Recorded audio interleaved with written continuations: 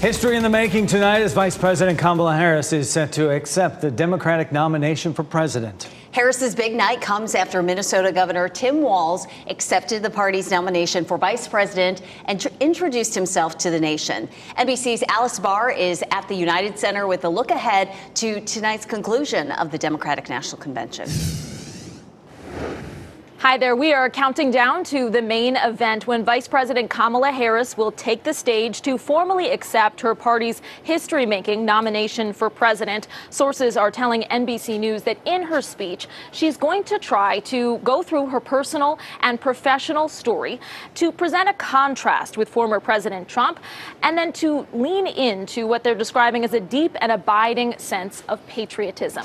That all follows her running mate, Minnesota Governor Tim Walz, doing the same, kind of introducing himself to the nation. He talked a lot about his personal story, having been a teacher and high school football coach. There were some of his former athletes that were actually here in the United Center, and he gave what amounted to a locker room pep talk. He talked about being down by a field goal, but going on offense and having the right team to carry this over the finish line in these final weeks and months before the election.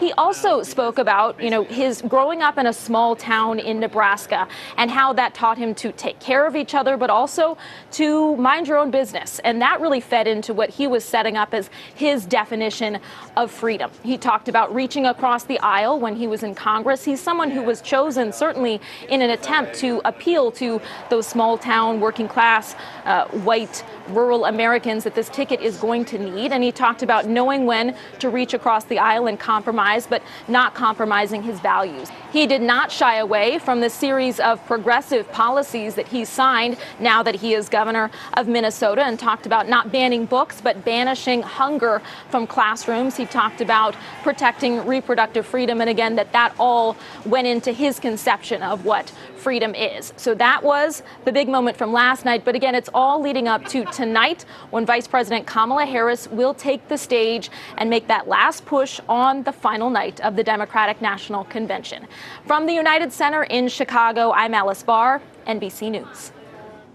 Tonight's theme is For Our Future. Several Democratic politicians are expected to make remarks, including Governor Roy Cooper. The nation's first National Youth Poet Laureate recited a new poem at the Democratic National Convention, one that focused on themes of democracy and unity. We are one family, regardless of religion, class, or color. For what defines a patriot is not just our love of liberty, but our love for one another. Amanda Gorman's new work is titled This Sacred Scene. The Harvard graduate burst onto the scene in 2021 when First Lady Jill Biden invited her to recite a poem at President Joe Biden's inauguration. Gorman's poem then, The Hill We Climb, and its message of unity in the immediate aftermath of the January 6th Capitol riots resonated with millions of Americans. Former President Donald Trump will be on the campaign trail in Arizona tomorrow. He will hold a rally in Glendale. Trump visited North Carolina for the second time in a week yesterday, and the first time in the state alongside his running mate, J.D. Vance. The rally in Asheboro was their first major outdoor rally since the assassination attempt in July. Security was visibly increased with snipers on rooftops and bulletproof glass around the podium. During his speech, Trump responded to criticism from speakers at the Democratic National Convention. He said that a Kamala Harris presidency would lead to World War III. An Orange County man was cited for showing a weapon in a road rage incident outside the Trump rally in Asheboro yesterday. 79-year-old Robert Castona of Hillsborough was cited. It happened after the rally ended as the crowd headed to their cars. Police say the man showed a weapon from inside his car. No one was hurt. It is day 4 and the final day of the Democratic National Convention in Chicago. Vice President Kamala Harris will close it out by formally accepting the party's presidential nomination. Tonight's theme is called For Our Future. It will highlight how the Harris-Walz ticket plans to lead the nation forward. Though Harris has been vice president for more than 3 years, advisors believe Americans are unaware of large parts of her life story. Director Ava DuVernay has been spotted in and around the United Center this week, and details are scarce, but a person close to the matter says DuVernay is directing something related to the event.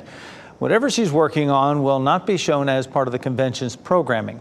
DuVernay endorsed Kamala Harris immediately after President Joe Biden stepped aside.